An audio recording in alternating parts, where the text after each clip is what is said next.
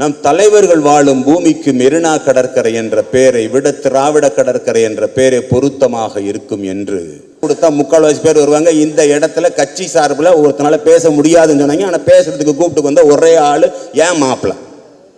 இதை விட பெருமை எனக்கு என்ன வேணும்? வந்து பேச நான் கட்டி பிடிச்சா முத்தம் கொடுத்தேன், ஜெயிஸ்டேண்டா மச்சான் அப்படின்னு. தலைமுடிய பலன்னு வச்சிருந்தா கூட ரஜினிகாந்த் ஏற முடியுமா? முடியாது தலைவா.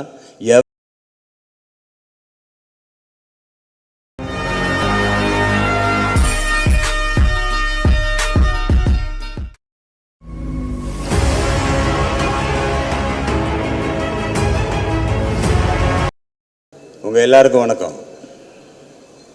நிகில் என்ன பெரிய முதலாளி அவர் வணக்கம்.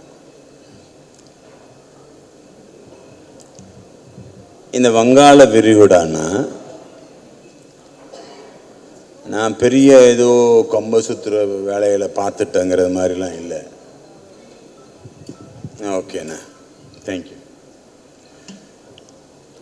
இது எனக்கு பிடிச்ச ஒரு விஷயத்தை நான் வெளியில் கொண்டு வந்து காட்டுறது எனக்கு ஒரு சந்தோஷம்.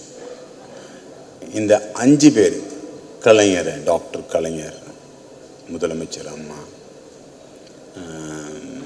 முதலமைச்சர் எம்ஜிஆர் அவர்கள், அண்ணா அவர்கள், ராமேஸ்வரம் கடற்கரை ஓரத்தில் இருக்கிற அப்துல் கலாம் ஐயா அவர்கள், இந்த 5 பேரையும் ஒரே போஸ்டரில் கொண்டு வரணுங்கிறதுக்கு மட்டும் யோசித்த படம் தான் இந்த வங்காள விரிகுடா. அதில் கிழக்கே உதிக்கும் சூரியனை கடவுளாக நினைப்பதுண்டு. உச்சியில் இருக்கிற சூரியனை பல பேர் வெயில்னு திட்டுவதுண்டு. மறையும் பொழுது சூரியனை மனசார ரசிப்பதுண்டு. சூரியனுக்கே அந்த நிலைமை, மனுஷனுக்கு நட நிலைமைங்கிறது இந்த படத்தோட கரு. டாக்டர் ஏபிஜே அப்துல் கலாம் அவர்களின் கனவு காணுங்கள் என்ற திருவாசகம் திரைப்படமாக்கப்பட்டுள்ளது. அவர் சொன்னது மாதிரி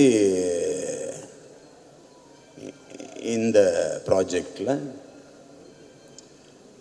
என்ன மாதிரி வாழாதீங்க, அவங்கள மாதிரி வாழுங்கன்னு படம் எடுத்திருக்கிறேன்.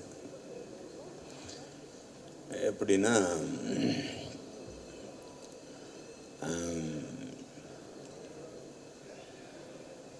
ஒரு ராமேஸ்வரம் கடற்கரையில் ஒரு மீனவ குப்பத்துக்குள்ளே பிறந்து செத்தத்துக்கு அப்புறம் உலக நாடுகளையே அழுக வச்சார் ஐயா அப்துல் கலாம். என்ன மாதிரி கோடீஸ்வரனாகவும் குறுநில மன்னனாகவும் வாழ்றதை விட இதே வங்காள விரிகுடா கடற்கரை ஓரத்தில் மீனவ குப்பத்துக்குள்ளே பிறந்து செத்தத்துக்கு அப்புறம் வெளிநாட்டில் உலகத்தையே அழுக வச்சார் ஐயா அப்துல் கலாம். நானும் அவர் வழியில் வாழணும்னு ஆசைப்பட்டு எடுக்கப்பட்ட கதை. நமக்கு பிடிச்ச தலைவர்களையும் இந்த வங்காள விரிகுடா சுமந்துக்கிட்டு தான் இருக்கு.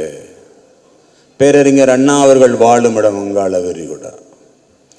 புரட்சி தலைவர் வாழும் இடம் வங்காள விரிகுடா.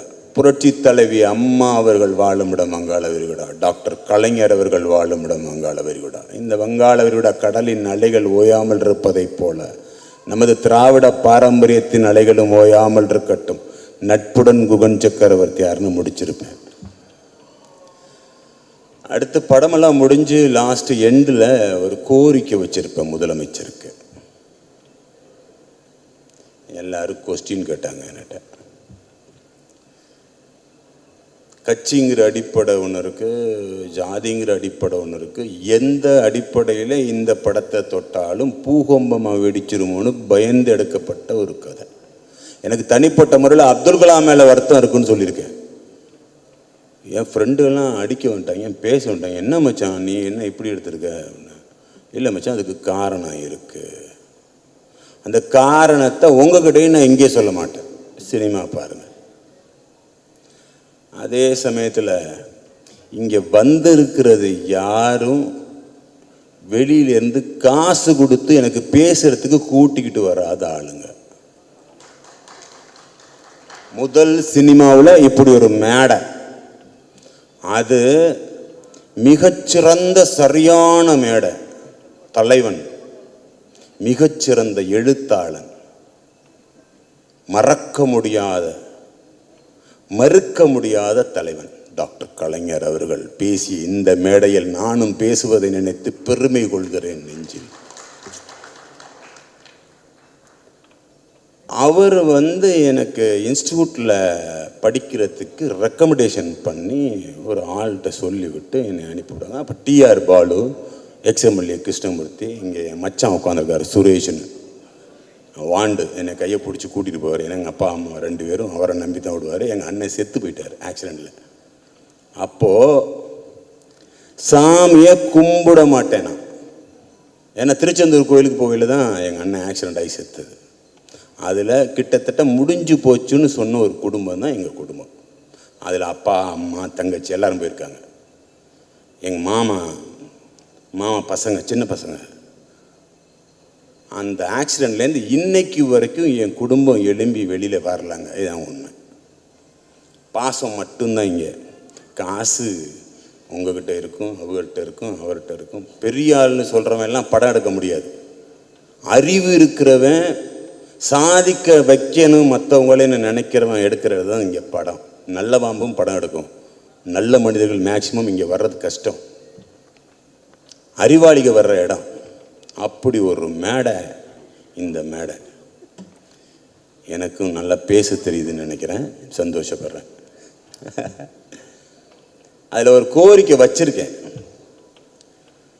இந்த படத்தில் கிளைமேக்ஸ் எண்டு, நம் தலைவர்கள் வாழும் பூமிக்கு மெரினா கடற்கரை என்ற பெயரை விட திராவிட கடற்கரை என்ற பெயரை பொருத்தமாக இருக்கும் என்று நம் பாரம்பரியத்தின் வாரிசு மாண்புமிகு முதலமைச்சர் மு.க. ஸ்டாலின் அவர்களின் கவனத்திற்கு இந்த வங்காள விரிகுடா திரைப்படத்தின் வாயிலாக பரிந்துரை செய்கிறேன். பணிவன்புடன் மக்களோடு நான். இந்த படத்தை போட்டு காட்டி தியேட்டரில் ரிலீஸ் பண்ணதுக்கு அப்புறம் வேணால் இங்கே கூட்டம் நிறையா வரலாம். நான் நல்லா பெரிய பேச்சாளர், நல்ல நடிகை, நல்ல டைரக்டர்னு சொல்லலாம்.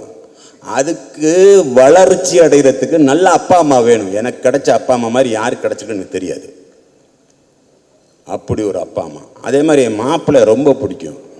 யார்? சினேகனை. அவங்க அப்பா அம்மா மேலே வச்சிருக்க அன்பும் பண்பும் பாசமும் உண்மையும் நேர்மையும் கருணையும் காதலும் என்னை விரும்ப வைத்தது என் மாப்பிள்ளையை சினேகன். நானும் போய் அவனை கூப்பிட்டு, மாப்பிள்ள எங்கே இருக்கு மாப்பிள்ள,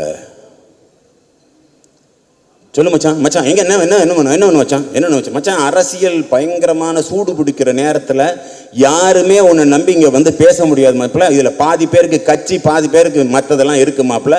பணம் கொடுத்தா பாதி பேர் வருவாங்க, இடம் கொடுத்தா 3/4 பேர் வருவாங்க. இந்த இடத்துல கட்சி சார்பில் ஒருத்தனால பேச முடியாதுன்னு சொன்னாங்க. ஆனால் பேசுறதுக்கு கூப்பிட்டு வந்த ஒரே ஆள் ஏன் மாப்பிள்ள. இதை விட பெருமை எனக்கு என்ன வேணும்? வந்து பேச நான் கட்டி பிடிச்சா முத்தம் கொடுத்தேன், ஜெயிஸ்டேண்டா மச்சான் அப்படின்னு. படம் நல்லா இருந்தால் தான் நீங்கள் பார்ப்பீங்க. நல்ல படம், தரமான படம், அருமையான பாட்டு, சரியான மெட்டு போட்டு பாடியிருக்கிறேன். கதை, திரைக்கதை, வசனம், பாடல்கள், இசை, ஒளிப்பதிவு, கலை, நடனம், சண்டை பயிற்சி, பின்னணி பாடகர், பின்னணி இசை, ப்ரொடக்ஷன் டிசைனர், டைட்டிலிங், சிகை அலங்கார, வெளிப்புற படப்பிடிப்பு, தளங்கள், ப்ரொடியூசர், டைரக்டர். அப்போய் பாஸ், இதுக்கே ட்ரைனிங் எடுத்தால் தான் பஸ் உங்ககிட்ட பேசி ஜெயிக்க முடியும். ஏன்னா இங்கே ஒரு மிகப்பெரிய நடிகை இந்த மேட்ரெல்லாம் அழகாக அரேஞ்ச் பண்ணியிருக்காரு, நிகில் முருகன் அண்ணா. நான் ஆடியோ ரிலீஸ் பண்ணேன். ஓகே கூகன், பண்ணிக்கலாம் கூகன். ஓகே, அப்போ எப்போன்னு உங்களை பார்க்கலாம். நான் சொல்கிறேன் கூகன். ஓகே. ஒரு நாள் ஃபோன் பண்ணி, கூகன் நம்ம பண்ணிக்கலாமா? ஓகேண்ணே. அதுக்கப்புறம் ஓகேண்ணே, ஃபங்க்ஷனுக்கு காலையில் எல்லாம் புக் பண்ணி எல்லாம் வந்தாச்சு, எல்லோரும் வேண்டாம். கூகன் ரெடி ஆகிட்டே, வர்றியா வா. 3 நாள் தான் அழிவா பேசியிருக்கிறாங்க. இதுக்குள்ளே இந்த ஃபங்க்ஷன் வச்சு நடத்துறதுக்குள்ளே என்ன மாதிரி படக்கு நடிக்கணும் நமக்கு தான் தெரியும். காசு பணம் மட்டும் முக்கியம் இல்லைடா, என்னை நம்புடா வாடான்னு கூப்பிட்ட ஒரு மிகச்சரியானவன். அதனால தான் பிஆர்ஓவில் பெரிய லெவலில் இருக்கிறாரு நிகில் முருகன்றது எனக்கு இன்றைக்கி தெரியும். சத்தியம். சட்டை போட்டு வேட்டி கட்டி எல்லாரும் பெரிய மனுஷன் ஆயிட முடியாது.